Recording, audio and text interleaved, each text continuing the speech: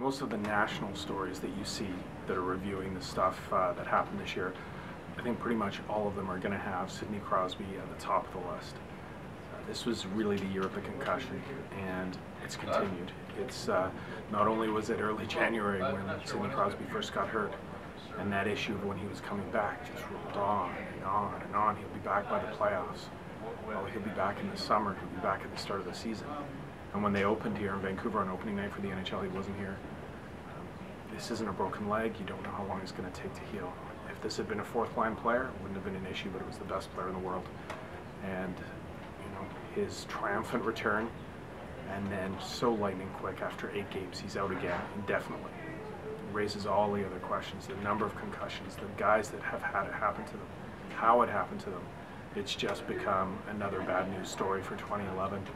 We don't understand what's happening at the professional level, whether it's the NHL, which has shone the focus on it very brightly in this country, or in football, where they seem to be a little further down the road in studying it. But just think of our kids that are in athletics, high school, university, rec league. We think about concussions and head injuries so differently now. And it's Sidney Crosby and the spotlight that he put on that, the seriousness, the aftermath, the mystery and the hopelessness of how to treat one, I think that really made it a year of that. And it was only compounded by the 3 other hockey deaths that we saw in the summer. This whole sort of downcast look at what happened to the NHL in the offseason, I guess even including the Canucks riot and how that season ended. But beyond that, you look at Rick Rippon, another tragedy in the Canuck family, Wade Belak dying from a suicide, taking his own life. And then, of course, Derrick Boogaard with an overdose, and the subsequent report about all the brain damage that he'd suffered as an athlete, probably going back to when he was a teenager. Left serious questions over really what direction the NHLPA is taking in the NHL and the safety of its players. Certainly not a good news story from this year, and don't want this to be a downer, but it's a serious issue that has brought so many things in all of sports to light. It just happened to focus on hockey, but this whole idea of their life after they're playing and what happens in the quest to get there, I think it's going to continue to be a hot story in the 2011. Back in August, the BC Lions were 0-5. They were the laughingstock of the CFL. They managed to win 1 game, and then they lost another one to go to 1-6. And if you had any thoughts about the BC Lions making the playoffs, even in an 8-team CFL where 6 teams do make the playoffs, you were probably on something. Well, the Lions had the most stunning turnaround, really one of the most stunning turnarounds in CFL history, to go from 1-6 to winning the West Division, to winning the Grey Cup at home at BC Place Stadium, was really one of the great stories of 2011. As great a story as the Canucks run to the Stanley Cup final. The Lions in August looked like a team that needed to be ripped apart, starting with their head coach, Wally Buono. It didn't happen. The team was really patient, both with the coaching staff as well as the players. And something changed. Travis Lulay, the young quarterback, seemed to mature before our eyes. Geroy Simon, the ageless receiver, was stunning. And a defense corps, a number of whom probably will get some looks from the NFL in the offseason, came together and were unstoppable.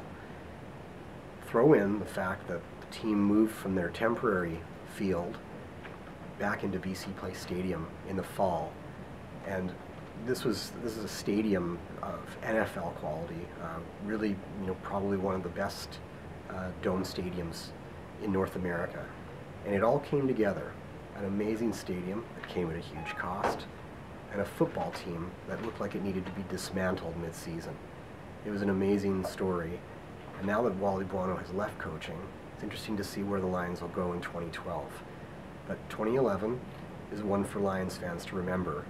They haven't won that many Grey Cups in their nearly half-century history, but the one they did win was probably the most dramatic one they ever will. The Whitecaps landing in the MLS and starting the season brought back a ton of great memories for me, because I was a season ticket holder back in the days of the NASL. The Whitecaps did win a championship, and we saw thousands and thousands of people in the street celebrating responsibly. I guess that might have been the last time that happened in 1979, but it was just another step up for this city from a sporting perspective. We've lost so much. The Grizzlies left, the PGA tournament left. Of course, the IndyCar left. AAA baseball left. But have the Whitecaps come back, play soccer at a top level, and see people embrace that team with a culture that was maybe born in Swangard, but really seemed to multiply once they got into the highest level of soccer in North America.